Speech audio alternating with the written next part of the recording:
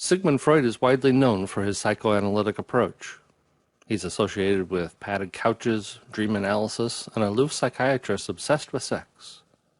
Yet Freud didn't set out to create a personality theory, develop therapeutic techniques, or establish a school of psychotherapy. He didn't even want to be a clinician. He wanted to be a scientist. But the anti-Semitic culture of his day made that impossible.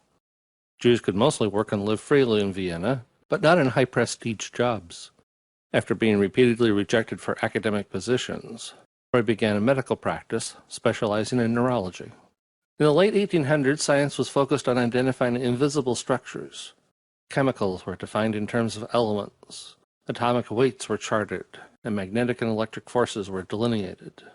So it's not surprising that the study of the mind followed a similar path. Freud believed he discovered mental structures and the forces that flow between them. Think of it as a boiler system where steam is pushed from place to place, builds up pressure, and looks for ways to release it. Freud believed these structures and forces control all human behavior.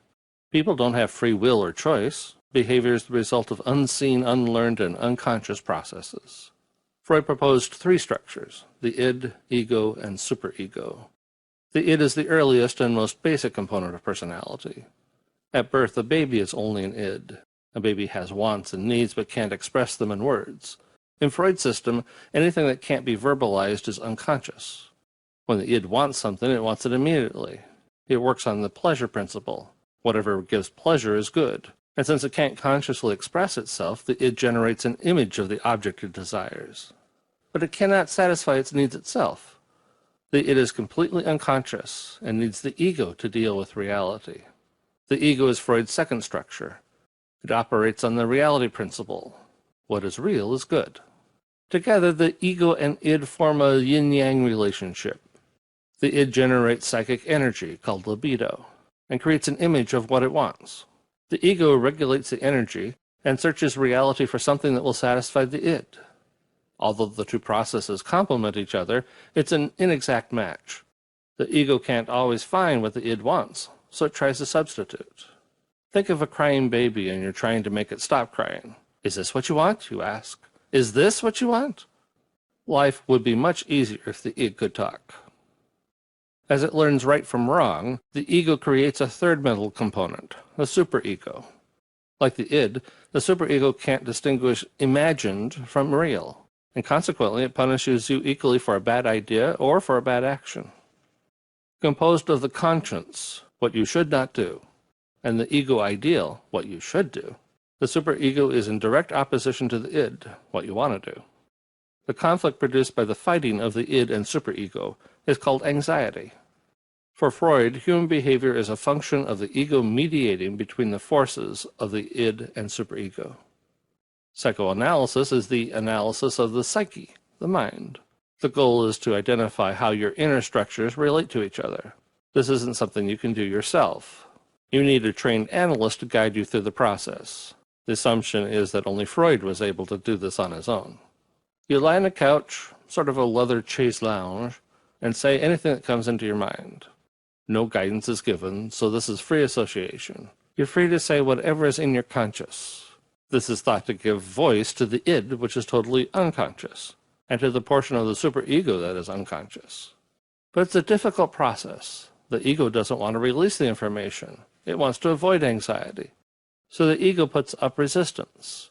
The analyst analyzes the defenses of the ego and helps guide you to the underlying truths hidden in your unconscious, primarily painful experiences from your childhood. Freud suggests that all current problems are based in childhood. Initially, psychoanalysis involved an intensive investment of time. Patients were required to see their analyst for an hour a day, every day, 6 days a week for a year or more.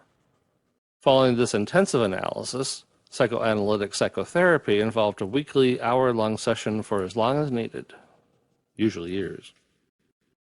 In general, we can summarize Freud's work in 9 assumptions. Freud's model assumes that personal observation is acceptable data on which to base a theory.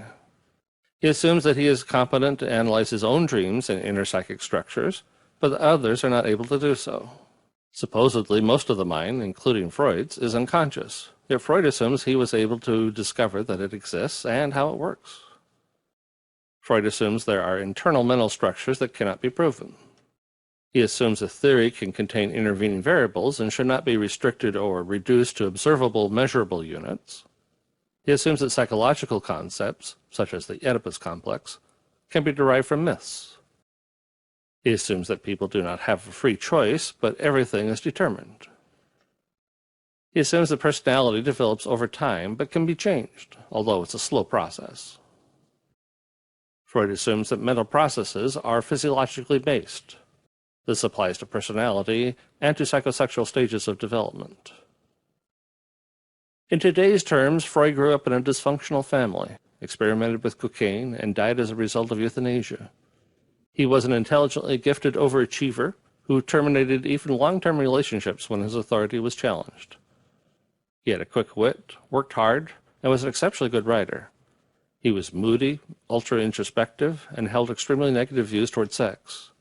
He was not a rigorous scientist, yet he provided the first scientifically deterministic model of human personality and development. Although Freud was science-oriented, his theory was primarily autobiographical. His theory isn't very predictive, but has been used extensively to explain behavior.